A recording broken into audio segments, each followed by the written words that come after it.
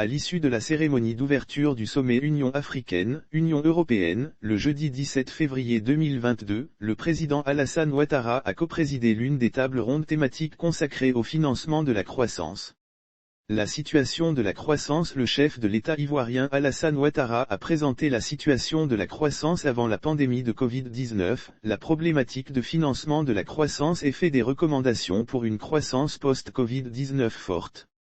La grande partie des ressources nécessaires au financement du développement devront être mobilisées auprès du secteur privé selon une note d'information de la présidence ivoirienne. Alassane Ouattara a ensuite souligné que, dans un contexte de raréfaction des ressources concessionnelles et dans un paysage financier international marqué par un resserrement des conditions, la grande partie des ressources nécessaires au financement du développement des États africains devront être mobilisées essentiellement auprès du secteur privé.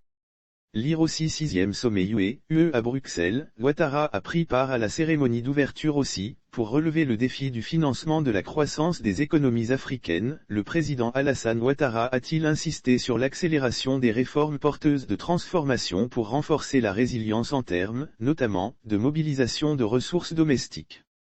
De même que la poursuite du renforcement du cadre des affaires afin d'attirer les investissements privés nationaux et étrangers, le soutien financier et technique de nos partenaires pour combler le déficit de l'Afrique en matière d'investissements et, enfin, la solidarité renforcée entre l'Union européenne et l'Union africaine à travers la concrétisation des annonces de financement pour l'Afrique et pour les pays sahéliens en particulier.